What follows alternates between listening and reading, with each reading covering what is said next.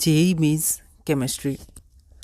Previous year questions हम कर रहे थे। हमारा चैप्टर है haloalkanes and haloarenes. हमारा अगला क्वेश्चन है question number 96, which are correct. तो यहाँ पर हमारे पास 4 ऑप्शन दिए हुए हैं और 4 रिएक्शन है। SN2, SN1, ये इलेक्ट्रोस्टैटिक नहीं इलेक्ट्रोफिलिक सब्स्टिट्यूशन रिएक्शन है। EAS जिसको हम लोग कहते हैं इलेक्ट्रोफिलिक एरोमेटिक सब्स्टिट्यूशन, और यहाँ पर न्यूक्लियोफिलिक सब्स्टिट्यूशन या न्यूक्लियोफिलिक एरोमेटिक सब्स्टिट्यूशन है। तो यहाँ हमारे पास 4 टाइप्स ऑफ रिएक्शन है और यहाँ पर क्या है कि रिएक्टिविटी दिया हुआ है, 2 सबस्ट्रेट है और उनका रिएक्टिविटी दिया हुआ है। जैसे SN2 में इसका रिएक्टिविटी ज़्यादा होगा एज़ कम्पेयर टू दिस, ये साइन दिया हुआ है। तो ऐसे करके आपको बताना है कि चारों में से कौन से सही हैं। ठीक है, 4 ऑप्शन है आपके पास। यहाँ देखिएगा कि सबस्ट्रेट के भी नाम ABCD हैं और ऑप्शन भी ABCD है, तो मैंने यहाँ पर थोड़ा सा एरो करके सेपरेट कर दिया है। तो आपको बताना है इन चारों में से कौन सा ऑप्शन सही है। यह क्वेश्चन जेईई मेंस 2023 में पूछा गया था। एक बार आप इस क्वेश्चन को ट्राई करिए, फिर हम लोग आगे बढ़ते हैं। तो यहाँ पर हम लोग देखेंगे तो चारों रिएक्शन में कुछ इंपॉर्टेंट चीज़ें हमें ध्यान रखनी है। जैसे जो हमारा पहला रिएक्शन है SN2, तो SN2 में सबसे मेजर कंट्रीब्यूटिंग फैक्टर होता है steric hindrance. Nature of the solvent भी होता है, न्यूक्लियोफिलिसिटी सब होता है, लेकिन फिर भी स्टेरिक हिंड्रेंस बहुत ज़्यादा यूज़ होता है, बहुत ज़्यादा इफेक्ट करता है। और जनरली क्वेश्चन स्टेरिक हिंड्रेंस पे बेस्ड भी आते हैं जनरली। तो स्टेरिक हिंड्रेंस अगर ज़्यादा होगा तो SN2 की तरफ रिएक्टिविटी कम हो जाएगी। SN1 में देखा जाता है स्टेबिलिटी ऑफ कार्बोकैटायन, जो कि 2 स्टेप होता है। पहला स्टेप में फॉर्मेशन ऑफ कार्बोकैटायन होता है, वही हमारा RDS होता है, रेट डिटरमाइनिंग स्टेप। तो उसकी स्टेबिलिटी अगर ज़्यादा होगी तो हमारा जो रिएक्शन होगा उसकी तरफ मतलब रिएक्टिविटी ज़्यादा होगी SN1 की तरफ। जो EAS होता है इलेक्ट्रोफिलिक एरोमेटिक सब्स्टिट्यूशन, इसमें रिंग में इलेक्ट्रोफाइल ऐड होता है। अब इलेक्ट्रोफाइल क्योंकि पॉजिटिव चार्ज होते हैं, उसके पास वैकेंट ऑर्बिटल्स होते हैं, तो वो क्या होता है निगेटिव चार्ज उसे चाहिए। ठीक है, तो जो हमारा रिंग होता है, रिंग में जो भी सब्स्टिट्यूएंट निगेटिव चार्ज को इंक्रीज़ करेगा वो EAS की तरफ ज़्यादा रिएक्टिव होगा, और अगर निगेटिव चार्ज को वो कम करेगा मतलब इलेक्ट्रॉन डेंसिटी को अपनी तरफ खींचेगा रिंग का, जिसको डीएक्टिवेटिंग ग्रुप या इलेक्ट्रॉन विड्रॉइंग ग्रुप भी कहते हैं, तो उनके प्रेजेंस में रिएक्टिविटी क्या हो जाएगा, डिक्रीज हो जाएगा। ठीक है, अब न्यूक्लियोफिलिक एरोमेटिक सब्स्टिट्यूशन में क्या होता है, इसमें हमारा ऑपोजिट होता है, मतलब रिंग में इलेक्ट्रॉन डेंसिटी हमें कम ही चाहिए, क्योंकि जो न्यूक्लियोफाइल होता है वो न्यूक्लियोफाइल अटैक करेगा। न्यूक्लियोफाइल पहले से ही निगेटिव चार्ज अपने साथ लेता है, लोन पेयर निगेटिव चार्ज, तो उसको ज़्यादा निगेटिव चार्ज रिंग में नहीं चाहिए। तो इलेक्ट्रॉन विड्रॉइंग ग्रुप क्योंकि निगेटिव चार्ज को खींच लेता है, तो एज़ कम्पेयर्ड कम निगेटिव होता है। ठीक है, तो वहाँ पर अटैक हो जाता है, और जो निगेटिव चार्ज हमारा बनता है जब वो रेजोनेंस करता है, तो निगेटिव चार्ज को भी EWG स्टेबलाइज करता है रेजोनेंस के थ्रू, है ना, मेसोमेरिक इफेक्ट या -R -M। ओके, तो ये कुछ बेसिक बातें हैं जो हमें ध्यान रखनी है। अब हम देखते हैं कि यहाँ पर SN2 में जब हम देखें तो यहाँ पर इसके पास स्टेरिक हिंड्रेंस कम है एज़ कम्पेयर टू दिस, तो A तो हो जाएगा। ठीक है, उसके बाद हम लोग आगे देखते हैं SN1।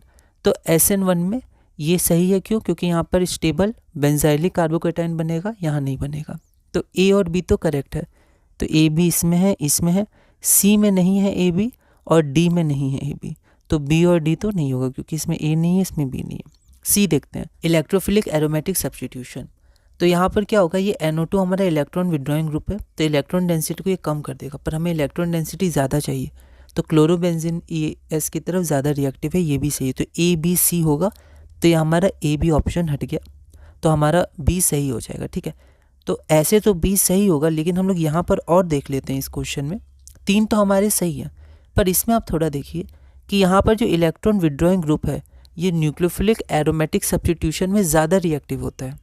ठीक है, लेकिन यहाँ पर कम रिएक्टिव दिया हुआ है, क्योंकि ये जो है न्यूक्लियोफिलिक सब्स्टिट्यूशन में बेंजीन रिंग में कम इलेक्ट्रॉन डेंसिटी होनी चाहिए, क्योंकि न्यूक्लियोफाइल के पास खुद इलेक्ट्रॉन डेंसिटी होती है, और NO2 क्या करता है, इलेक्ट्रॉन डेंसिटी को खींचता है, और साथ में जब निगेटिव चार्ज बनेगा इंटरमीडिएट में जो रेजोनेंस होगा तब वो निगेटिव चार्ज जब पैरा पोजीशन में बनेगा तो भी ये स्टेबलाइज करेगा। ऐसे भी हम लोग सोच सकते हैं।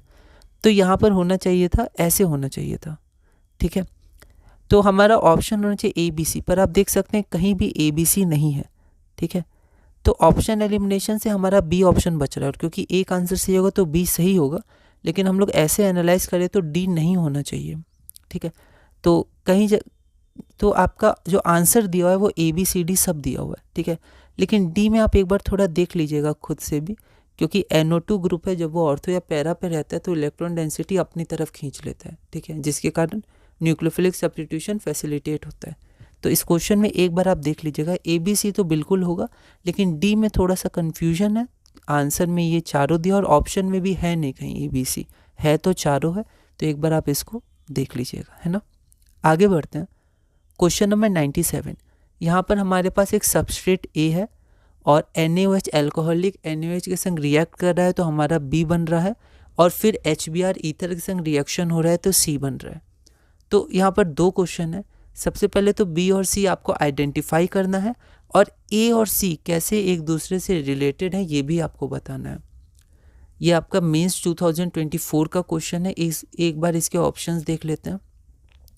तो ये रहे आपके पास चार ऑप्शंस, और ये कैसे रिलेटेड है, तो क्या A और C फंक्शन ग्रुप आइसोमर्स हैं, क्या A C डेरिवेटिव्स हैं, क्या A और C पोजीशन आइसोमर्स हैं, क्या A और C चेन आइसोमर्स हैं, ठीक है। तो ये आपके पास चार ऑप्शन है और आपके पास ये क्वेश्चन है।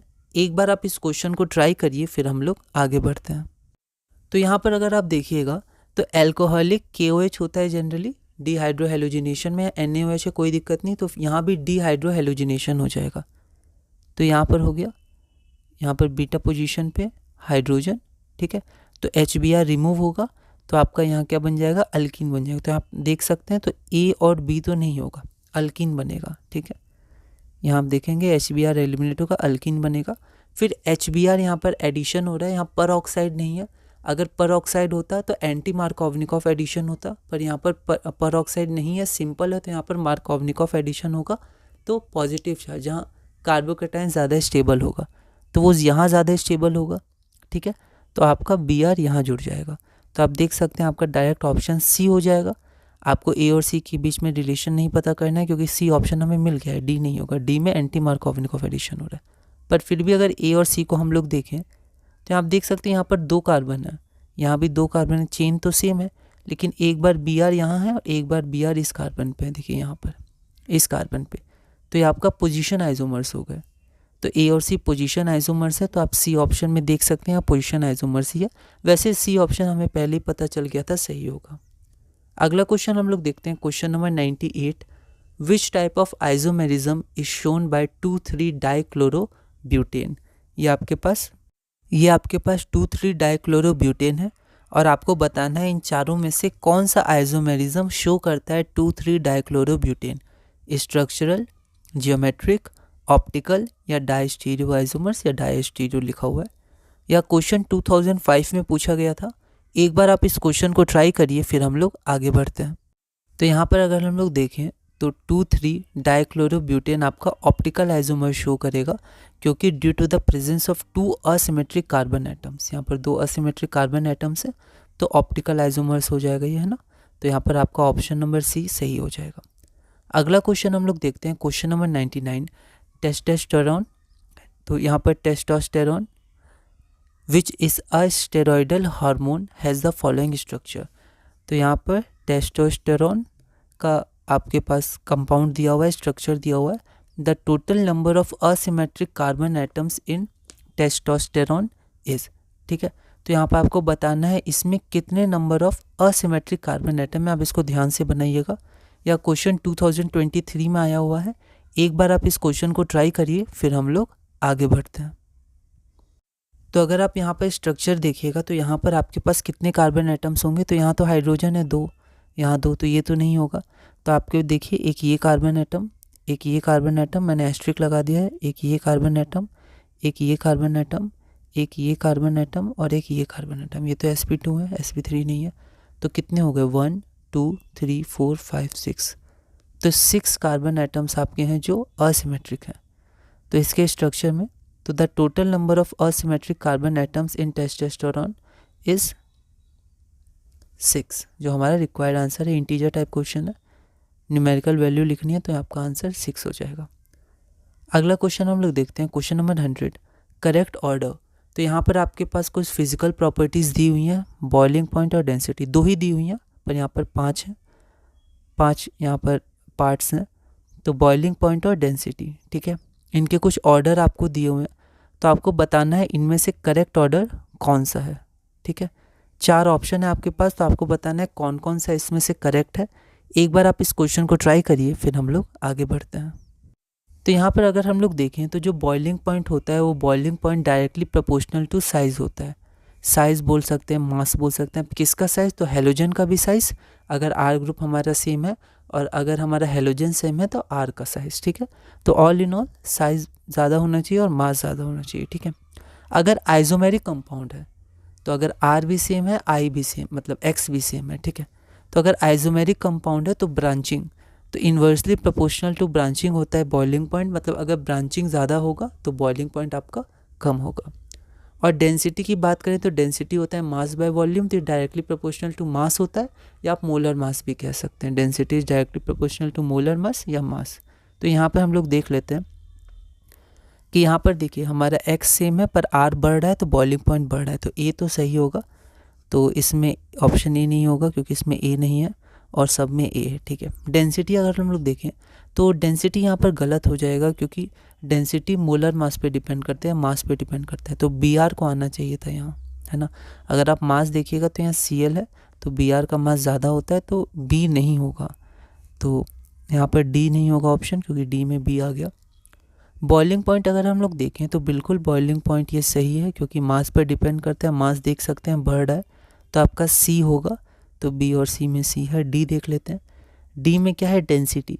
तो डेंसिटी आपका मास पे डिपेंड करता है, तो आई का तो बहुत मास होता है पर ये सबसे कम है, तो डी नहीं होगा।